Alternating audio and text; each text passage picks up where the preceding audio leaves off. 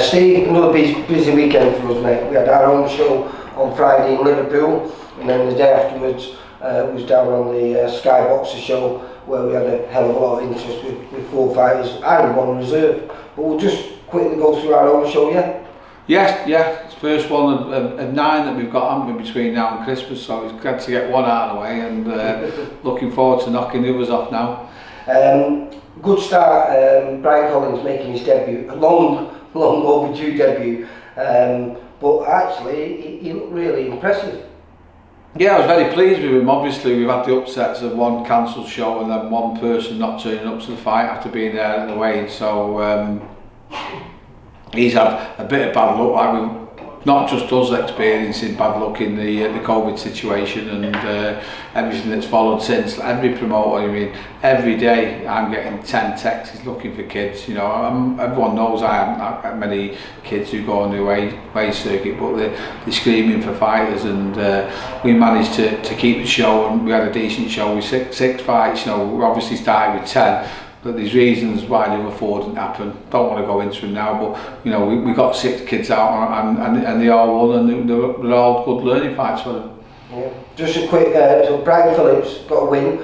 Is it talk of him and Gomez? So Gomez on the same night won the central area. Is there an opportunity for them to get it on for the central area? Yeah, just go back to the other Brian Collins. I forgot to say, you know, he had a great debut. The first couple of rounds he couldn't miss him with his jab, and it looked like he might have even got a stoppage against a tough journeyman, but fair play to Josh Hodges. He stuck in there and shown his experience, and as I say, Brian learned a lot from that fight, and he's great to have got his debut. Going back to Brian Phillips, I mean, he jumped in last minute to help save the show, central area 10 round at lightweight, and the board recognised he'd done that, and they put him down as a mandatory for the winner, which was Michael Gomez Jr. on Friday night as well. So he's mandatory to fight Gomez Jr. next, so we'll be looking at getting that done. So I mean, that was just a fight just to get him a win back from the experience that he learned fighting up at lightweight. Yeah. The ever smiling Sean Arkwright, again, good performance against the ridiculously experienced Kevin McCauley. Yeah, nearly 250 fights. It's amazing, and it's to see what he does, and I'm glad that Sean's. So just glad that Sean's got the chance to gain some experience fighting him, because obviously he won't have long left, Kevin, will he? So you know, Sean, as you say, smiled his way through that, sold a load of tickets and enjoyed it, and obviously he's not going to stop him, but he learned a lot from that. Yeah, he did.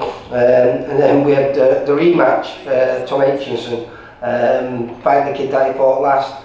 This time he did a better job because he dropped around the first time he fought him, not the second time. Yeah, you know what, I said that to him, it's not ideal, he was just fought somebody, but he was going to have to fight him, because he was coming over for another lad who didn't want to fight him, and his opponent had pulled out and we were stuck, so he fought him. He went over old ground, but he went over old ground and improved. So you know, again, he had 3 great rounds and looked like he was probably going to step up and take him out, but he didn't do. But he's 6 more rounds under the lights with great experience for him, and it'll do him no harm whatsoever. Definitely. And then again, I know both you and me were excited to see a little, it's going to be flyweight, he was fighting super flyweight, Conor Butler. Good performance, wasn't it? Yeah, do you know what, I was really looking forward to seeing him, because I've heard so much about him, I've not even seen him spar, and I was impressed with him, because you do tend to think of him as being a little kid when you look at him, and what impressed me most was physically, that he managed to match, if not better, the strength of Stevie, didn't he? And you know, that's somebody who fights up as much as featherweight, you know, and Yeah, they was both 8'3" the day before. I don't know what they would have been on the day, but I'm presuming Steve would have been a bit heavier than Connor. But, you know, we knew he had all the boxing skills and he showed them. But what was impressive for me, he actually showed some man strength, and that was good, because moving forward, they go quicker than the normal people, don't they? So we have to make sure that we do it right with him. But he'll definitely fight for titles and probably win them. Yeah, he looked vicious.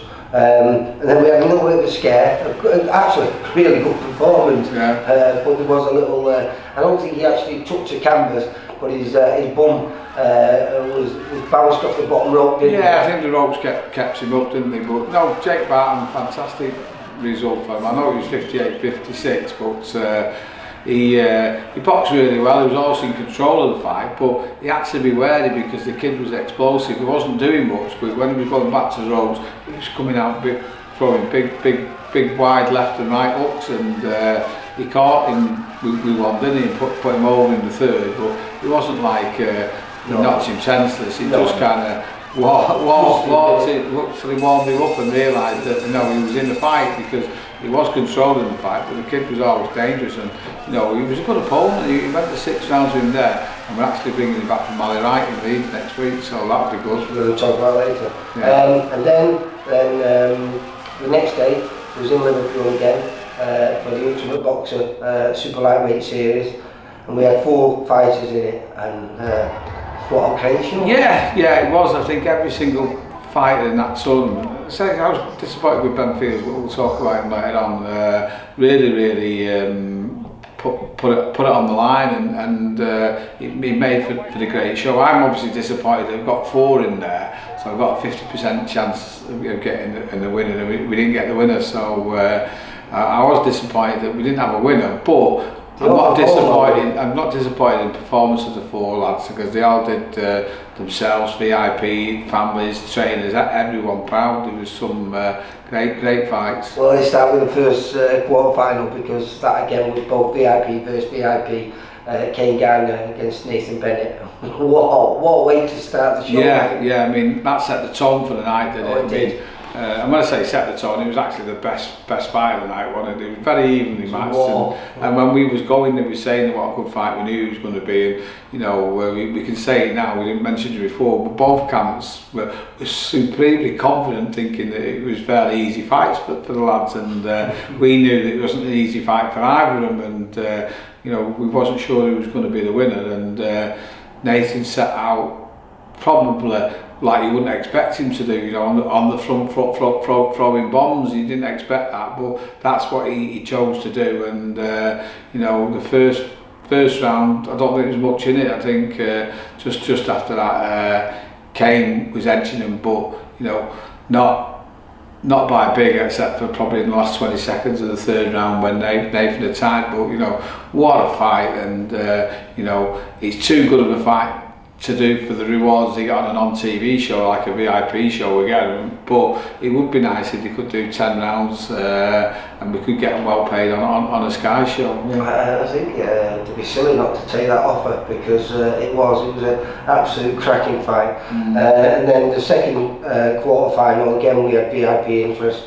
We had Ben Fields against Tom Farrell, and well, you know what you're going to get off Ben Fields, yeah. and he did kind of bring it as he says he brings it, but the quality of him was poor on. I think we're underestimating how good Tom was, though, because Tom's movement. Do you know something? I was fortunate to be at the you know, the training camp for that, and I got to watch him spar 2 or 3 occasions.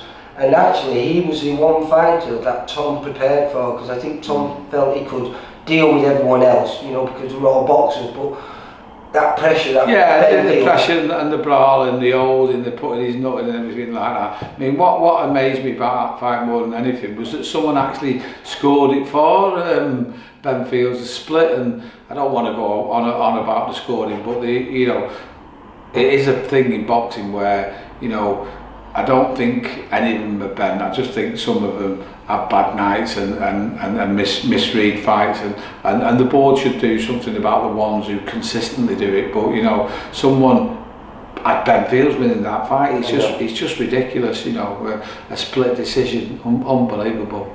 And then obviously the third quarter final, Lee Appleyard and Levi Kinsella, great fight, another great fight. And then the fourth quarter final was our Masha Dodd returning. After being in the wilderness. And you worried for him, wondering what he'd have left and do anything. And the first round, the kid clearly won it. Masha was like trying to be as awkward as him, but when he knew he'd lost the first round, he decided, and quite rightly so, to change the tactics. They're going to have to put it on him. And for me, he edged the second.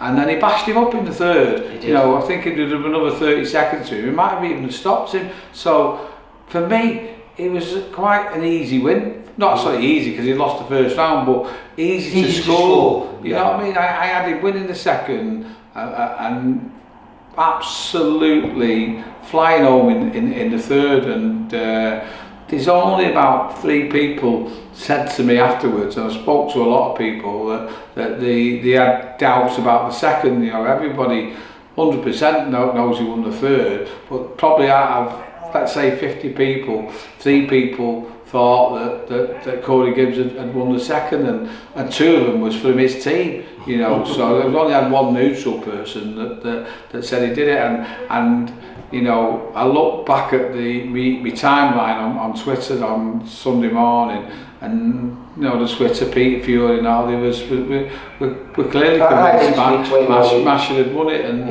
it's disappointing because you know, afterwards when he first come out, he was thinking of quitting, and you think, really, that's not fair, because you won the fight, and you should be talking about maybe he could have gone on and won the tournament or got in the final.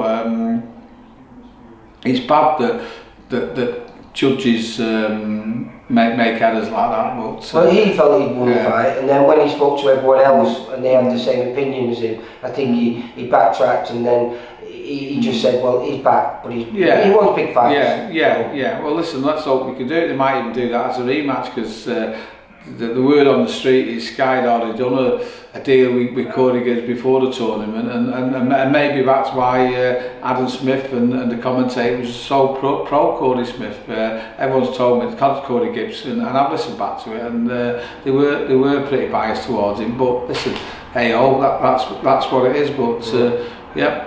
And then the first semi-final again was all VIP.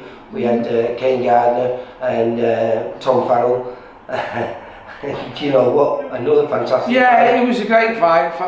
Fazard used his experience, he switched to southpaw, moving left, moving right, kind of kidded him a little bit and outfoxed him, but there wasn't much in that, and it wasn't for the knockdown in the last 20 seconds, it would have been gone to the judges, and it would have been a toss of the coin. You know what I mean? It was like, who would have won that fight? Obviously Faz has won it with a knockdown, and you know, someone gave that as a 28-28, so that's another strange. Judges gave it 28-28. Another strange one. But listen, again, no complaints when they close rounds like that. No, really good fight. And then I think it was Corey Gibbs against Lee Appleyard. Again, another good fight, which left us in the final with Tom Farrell and Corey Gibbs. And again, you know, because obviously those were 2 hard fights for Tom. That was a hard side of the draw, wasn't it? Yeah. We knew it was going to be from day one. We definitely come through the hard side of it. And the first round of the fight, I think Corey won it. And I was thinking to myself that those 2 hard fights have took it out of them a little bit.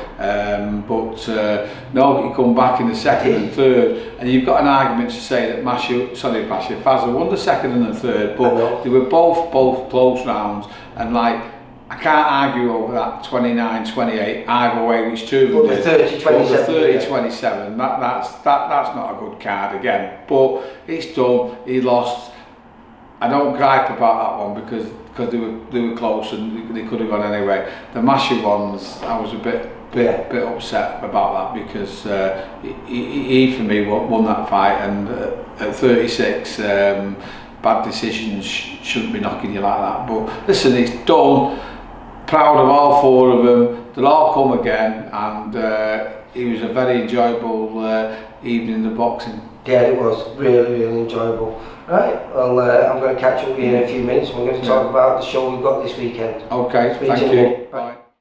For all boxing info, news and latest interviews, amateur and pro, across the north, click and subscribe.